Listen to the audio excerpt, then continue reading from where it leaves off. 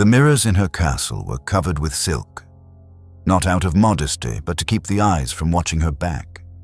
They said the walls wept at night, that the maids were forbidden to scream because silence was more elegant. She didn't kill them with rage. She killed them with routine. A comb dragged too hard through the hair, a cloth pulled tight around the mouth, a needle pressed into the thigh, slow enough to feel. The blood was always washed before it dried, and the basin was never empty.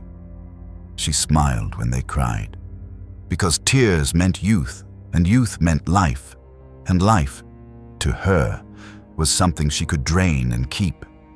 They say she bathed in blood, but that was never proven. What was proven vanished, records burned, witnesses silenced, skeletons walled inside stone. The castle still stands, but no birds land on it, and no one asks why the floor creaks beneath perfectly level ground. She wasn't punished, because they all needed her, not as a monster, but as a mirror. And every woman who entered that room left something behind, something red, something young, something the wind still won't carry away. She was born with a name too heavy for a child. Bathory, a name that bled lineage and consequence. Before she could walk, she was taught to curtsy. Before she could speak, she was taught to command. Her mother died early, not from illness, but from silence. Her father taught her not to cry. And when the wolves howled in the Carpathian night, she didn't flinch. She listened. At 11, she watched her cousin impale a thief. At 12, she was promised in marriage, and by 14, she understood the price of obedience. She married a warlord, a man who left her alone in cold halls with sharper mirrors than servants. While he fought the Ottomans, she learned other wars, subtle ones. She learned how to make a girl kneel without bruising her knees, how to demand loyalty from the mouth, not the heart, and how to withhold warmth until it felt like a reward. They say she was beautiful, but the kind of beauty that doesn't age well because it remembers too much. Her smile wasn't invitation, it was calculation. When she walked, the maids trailed behind her with lowered eyes, not out of respect but fear. She knew how to count their footsteps. She didn't kill out of madness, not then. She killed because no one told her not to, because when a servant bled, no lord bled with her, and because every scream in that castle sounded too much like her own once had and now, she preferred it coming from someone else. This was Elizabeth before the stories, before the legend, not a monster, not a myth, just a woman who had already learned if the world gives you no mercy, you can take what it gives others. It began not with accusation, but with whispers. The servants stopped meeting her gaze. Their heads dipped lower. The hems of their dresses brushed the stones silently. Even the corridors seemed narrower, darker, as though the castle itself was pulling away from her. Letters stopped arriving from court, replaced by brief, formal notices. Invitations vanished, replaced by silence more damning than any words could be. She walked through halls she had once dominated, feeling for the first time a chill that could not be warmed by fire or fur. Servants who once stood perfectly still in her presence now subtly shifted, their fingers nervously tracing hidden crucifixes beneath their aprons. She noticed these gestures not as defiance, but as a sign, the careful stitching of protection from her, from the evil they imagined she carried within. Then the disappearances began. Girls left quietly in the night, leaving behind nothing but a vacant space at their sewing stations, a cup half drunk, embroidery abandoned mid-stitch.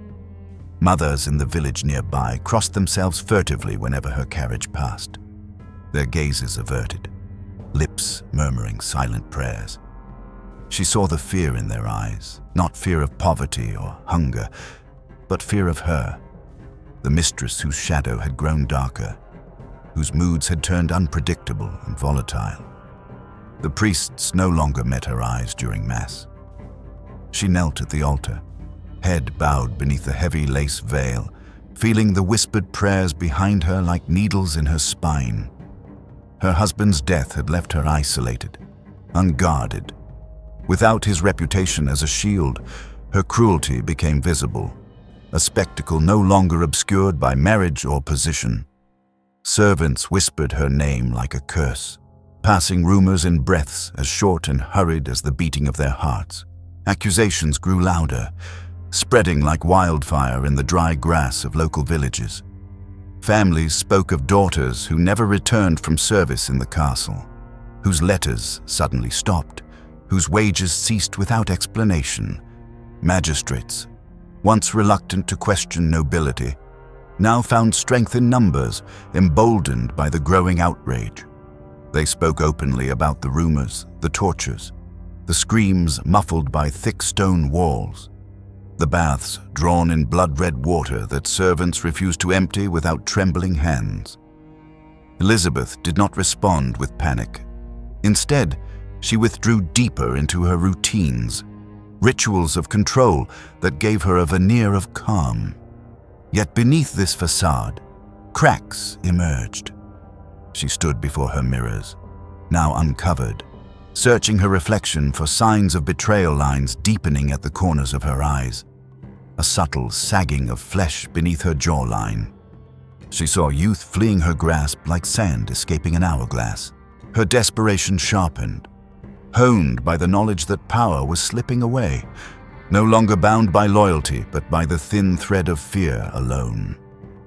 When the soldiers arrived, they did not storm her gates. They entered quietly, methodically, a force not of fury but of grim duty.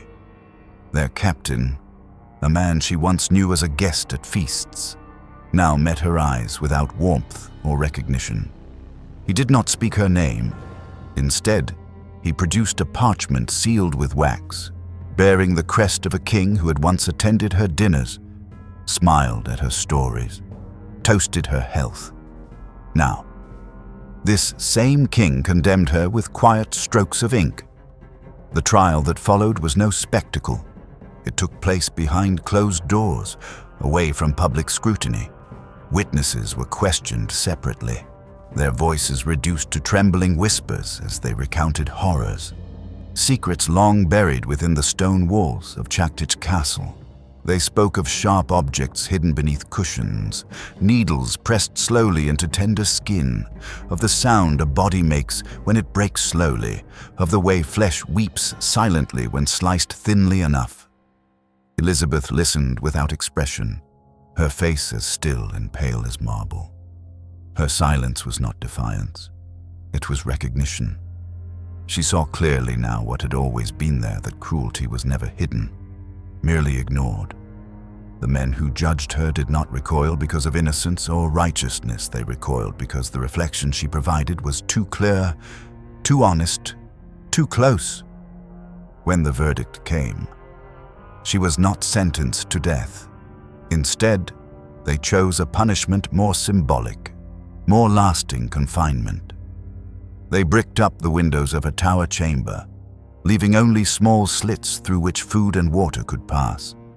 They sealed her inside with her mirrors, her furniture, her bed now a tomb, a room that would slowly drain her life not through violence, but through isolation. As the final stone was set into place, Elizabeth did not scream or plead. She stood silently, dressed in black velvet, her hair pulled back tightly, her posture regal even in defeat. The masons, soldiers, and priests who attended this final act of justice avoided her eyes, their hands shaking subtly, betraying uncertainty. She watched them work until the last sliver of daylight disappeared behind stone, leaving only thin, filtered beams to remind her that the world outside still existed. Inside, silence expanded until it became physical, pressing against her eardrums, filling her mouth, choking her slowly with every passing hour.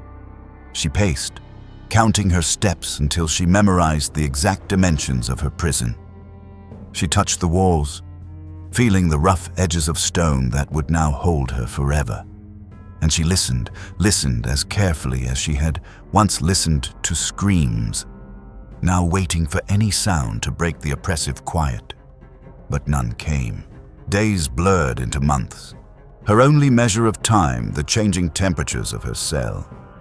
Winter brought frost that etched delicate patterns into the narrow slits of her windows, while summer filled the air with stifling heat, suffocating and relentless. Food appeared irregularly, a wooden bowl sliding through a narrow opening, carried by trembling hands she never saw. Water dripped constantly, its steady rhythm a torture of its own, marking the endless passage of moments. In that silence, her mind began to unravel.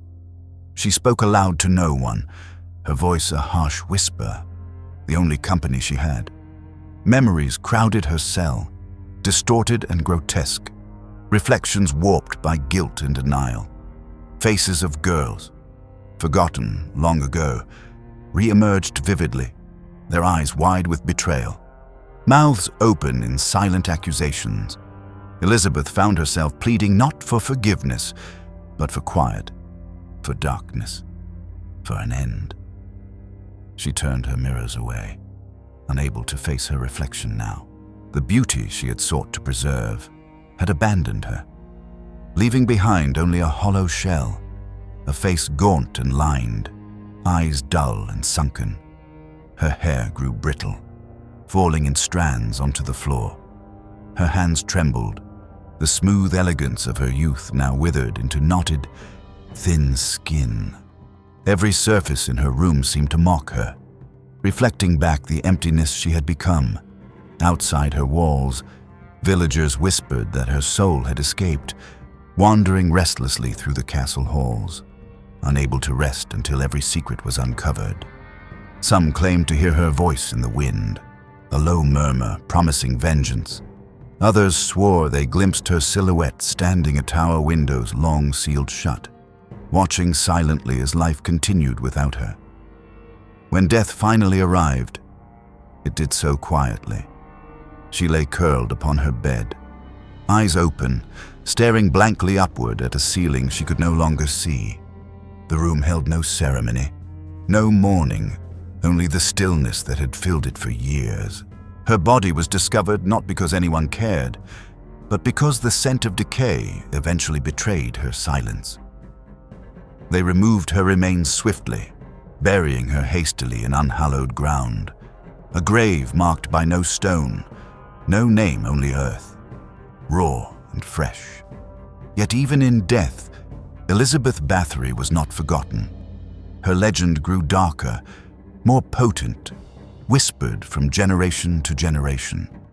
Her fall became a cautionary tale, not of punishment, but of consequence, the inevitable cost of cruelty unchecked, of power wielded without limit or mercy. And her ghost remained, trapped not by walls of stone, but by the memories etched indelibly into the minds of those who had once called her mistress, lady, countess, monster. The day was not chosen for its secrecy. It was chosen for its spectacle. The market square filled hours before dawn, the cobblestones slick with early morning dew, reflecting the flickering torches held by a restless crowd. They came not to mourn, but to witness a ritual more than an execution, a message more than justice. The scent of damp earth mingled with the faint copper tang of blood, as if the air itself remembered the horrors whispered behind castle walls. No banners flew, no trumpets blared, only the weight of silence, thick and suffocating, pressed down on every face turned toward the grim scaffold at the center. Elizabeth was led forth, shackled but unbowed, her hair stripped bare like a condemned lamb. The sun had barely risen when she stepped into the square, her pale skin almost glowing under the gray sky. Her eyes, sharp and cold, scanned the crowd not for sympathy, but for acknowledgement of the power she once wielded. The chains clinked softly with each step, a rhythmic echo that seemed to mock the heartbeat of the gathered masses. The executioner awaited her, a silent figure cloaked in black, face obscured beneath a heavy hood. He carried no sword, no axe. His weapon was silence, precision, and the ritual itself. His hands were steady, practiced. He did not speak, did not even glance at the condemned. Instead, he set about his grim task with the reverence of a priest preparing an altar. No blindfold was offered, no mercy granted. Elizabeth refused it herself, insisting on facing death eye to eye. Her lips moved in whispered prayer or perhaps a curse. No one could tell.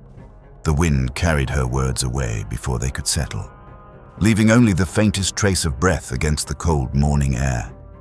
Smoke from nearby torches twisted and curled around her like serpents, a dance of shadows that blurred the line between life and oblivion. The fire was built slowly, carefully, in the center of the square, not to consume quickly, but to extend the agony, to humiliate and break the will. Logs, dry and knotted, were stacked with ritual precision, encasing the wooden frame that would hold her fast. The scent of pine and ash hung heavily, promising a slow, lingering end. Flames flickered to life, casting grotesque shapes on the faces around her, twisted masks of anticipation, fear, and morbid fascination. The crowd stood silent, the usual clamor of market day replaced by a hushed tension that vibrated in the air like a living thing. Mothers clutched their children close, priests crossed themselves more than once, and old men shifted uneasily on creaking wooden benches. Somewhere, a nun fainted quietly, her collapse muffled beneath the weight of countless eyes. But no one dared speak.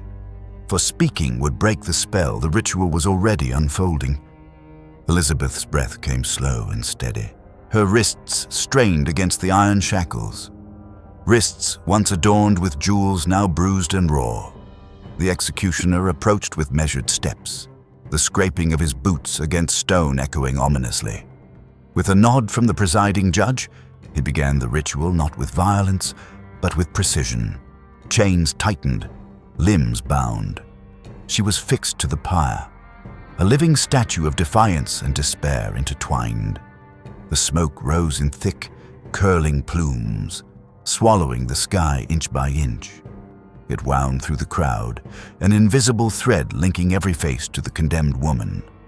The flames licked the base of the pyre, slow and hungry.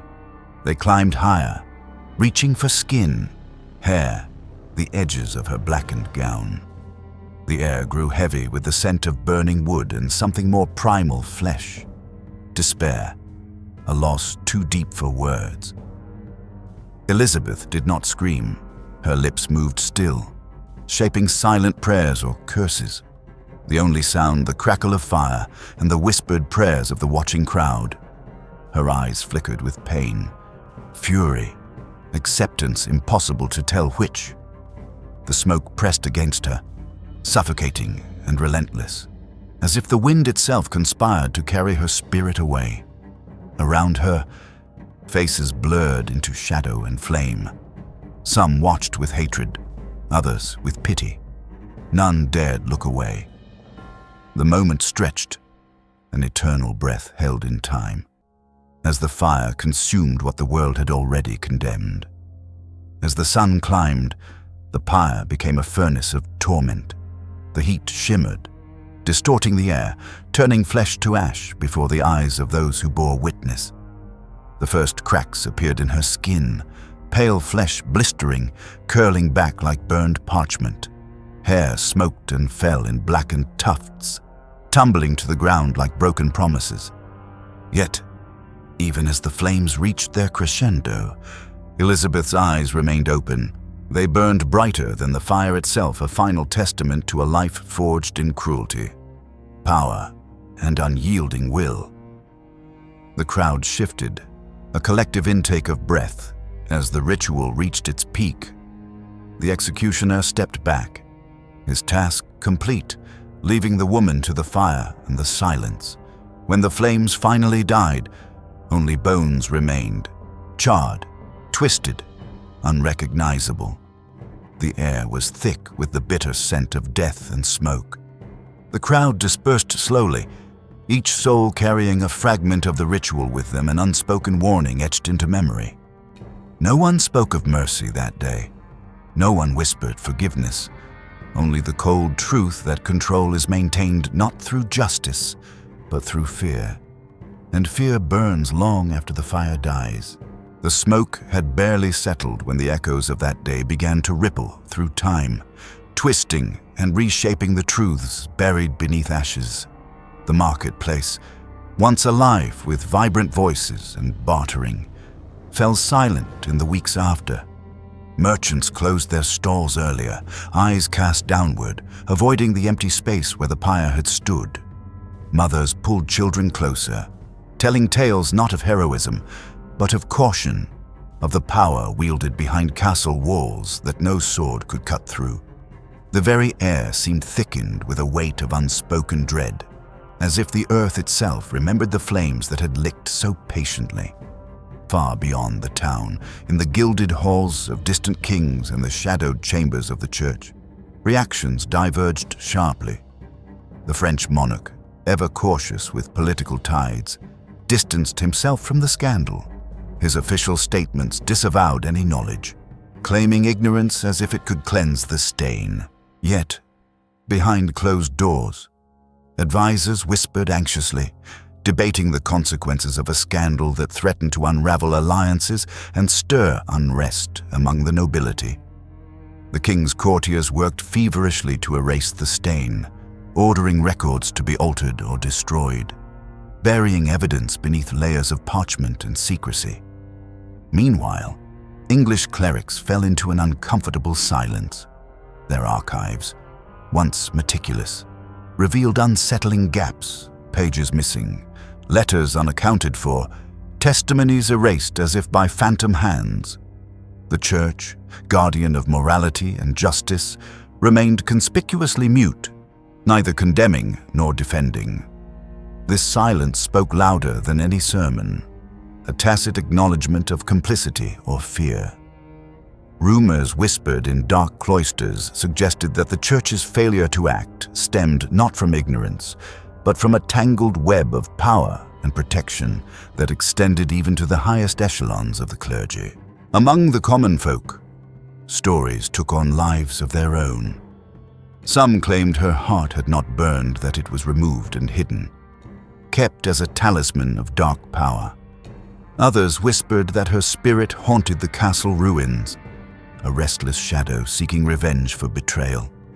These tales spread like wildfire, distorted by time and fear, blending fact and myth until the line between them blurred into obscurity.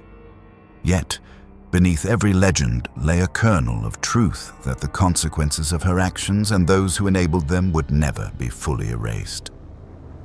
Centuries later, the church canonized her, declaring sainthood while carefully omitting the darker chapters. The official narrative celebrated virtue and piety, erasing whispers of blood and terror from public memory. No confession was issued, no apology offered for the silence that had allowed cruelty to fester unchecked. History was rewritten not with ink, but with omission, a deliberate forgetting that protected some while condemning others to eternal shadow.